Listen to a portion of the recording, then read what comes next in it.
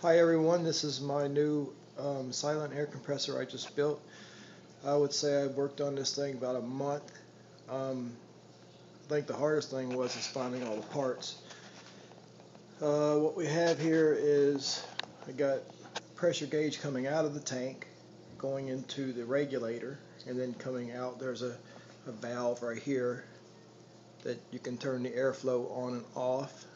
All this is like 1/4 inch fittings too. So let's see, we got about 90 psi in there. I could turn this on, and the air pressure doesn't really come down that fast at all. It doesn't take a lot to work this. I got 20, 30 psi or whatever coming out. I can turn it up a little bit.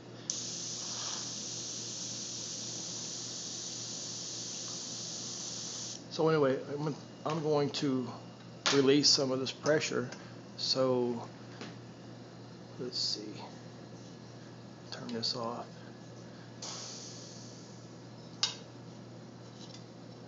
So that you guys will hear it running.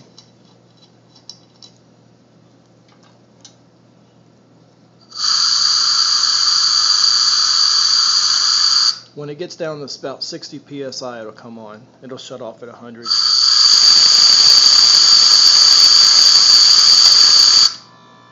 Okay, it just shut on. It just came on. It doesn't build real fast, but you don't use a lot of air for airbrush gun anyway. So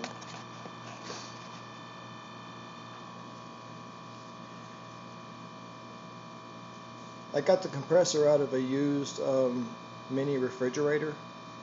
So I cut the top off of it. This is a clamp. I cut the top off of it so you could keep an eye on the oil level. I know the silent air compressors you can buy have a little sight glass. You can see the oil level, although I didn't know how to modify that. So anyway, I just cut the top. I got this band on there, and I can take this lid off and check the oil level that way.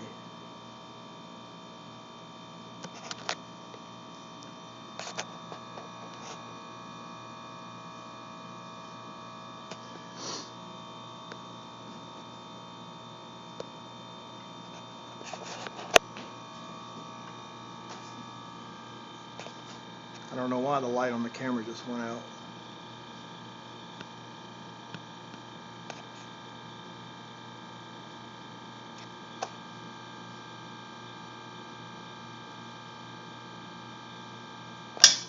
There it goes, it just shut off. I painted this with automotive paint, lemon ice, and I have metal flake in it. Let's see. Oh yeah, this regulator, I bought this regulator right here at Harbor Freight. I just couldn't find anything that small anywhere. Anyway, it was pretty much garbage. I had to replace the O-rings inside because they had like these hard plastic O-rings and they were leaking. So I put some nice O-rings I found at the hardware store. Let's see, what else? Got me a tube bender. It's 1/2 inch tube. I bent that. The tank was a full-size air compressor I found at the scrapyard. Pretty much everything here was repurposed. The only thing I had to spend money on here was the fittings, the hose, and I bought a new pressure switch. Everything else, the tubing, the tank, I welded the tank up. I cut the 2 ends off of the tank I found and welded them together. Welded all the fittings in. Actually, they're brazed in because I found out that when I welded it had too many leaks. So I brazed. I have this little nipple here. You can release the pressure that way too. Or if you know there's oil or condensation inside, you can do that. What I have here is a hydraulic one-way valve, so none of the pressure from the air in the tank will back up in there. Let's see. And here's my pressure switch. I got a relief valve right there. Actually, I don't know. It's supposed to. If the tank builds up to so much psi, that'll blow. I don't know. I don't understand all that. Anyway.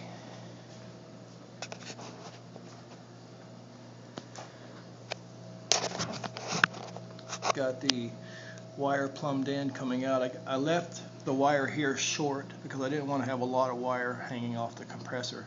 So this way I can just plug an extension cord up to it instead of lugging this around with the compressor. That's about it.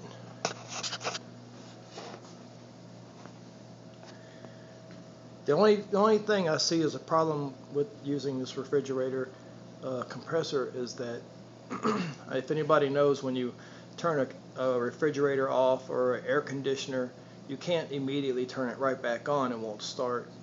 Some kind of safety mechanism, I guess. So anyway, the airbrush doesn't use that much air, and it would take quite a long time. I don't know, maybe it's a 30-second wait before the compressor could shut off and come back on. I haven't really timed it yet, but it works great. Anyway, maybe someone out there is trying to build one.